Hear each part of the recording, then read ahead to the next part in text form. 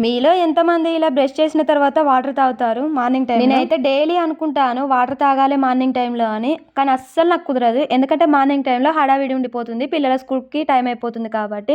ఇంకా ఇవాళ రేపైతే పిల్లలకైతే హాలిడే ఇచ్చారు కాబట్టి కొంచెం అయితే ప్రశాంతంగా కూర్చున్నాను కాబట్టి నేనైతే వాటర్ అయితే తాగేస్తున్నాను కర్రీ ప్రిపేర్ చేసుకుంటూనే. ఏం కర్రీ ప్రిపేర్ చేస్తున్నావో అది చెప్పమ్మా ముందు అని అంటారేమో. అదేనండి చిక్కుడుకాయ కర్రీ అయితే ప్రిపేర్ చేస్తున్నాను. చిక్కుడుకాయ కర్రీ కానీ, గోరు చిక్కుడుకాయ కర్రీ కానీ, అలసందకాయ కర్రీ కానీ నేను ఎప్పుడైనా నైటే చుంచి పెట్టుకుంటాను. ఎందుకంటే మార్నింగ్ టైంలో అంతా హడావిడి ఇట్లా చుంచి పెట్టుకున్నామంటే ఫాస్ట్‌గానైతే వంట చేయడం అయితే పూర్తయిపోతుంది కదా. ఓన్లీ ఆనియన్స్, మిర్చి ఇంకా కొత్తిమీర, పుదీనా ఇంకా ఎట్లాంటివి ఏమన్నా ఉంటే కట్ చేసుకొని ఫాస్ట్‌గానైతే వంట చేసుకోవచ్చు. నేను చిక్కుడుకాయ కర్రీ ఎప్పుడు చేసినా ఆయిల్‌లోనే మంచిగా ఫ్రై చేసి కర్రీ అయితే ప్రిపేర్ చేస్తాను. కానీ ఏంటో మా హస్బెండ్ ఈ మధ్యలో అట్లా ప్రిపేర్ చేయకు, మీద లైట్‌గా ప్లేట్‌లో వాటర్ పోసి అయితే ఆవిరికైతే ఉడికించు, అలా బాగుంటుంది కర్రీ టేస్ట్ అని చెప్పాడు.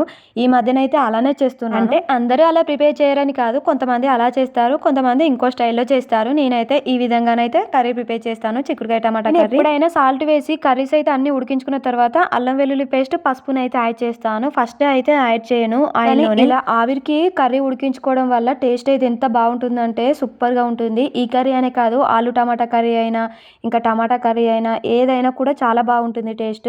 ఓన్లీ ఆయిల్‌లోనే కాకుండా ఇట్లా ఒకసారి ట్రై చేసి చూడండి. వీడియో అలానే చూసి వెళ్ళకుండా ఒక చిన్న లైక్ ఇచ్చి వెళ్ళొచ్చు కదా. అలాగే సబ్స్క్రైబ్ చేసుకోవడం మాత్రం మర్చిపోకండి. బాయ్ బాయ్, నెక్స్ట్ వీడియోలో కలుద్దాం.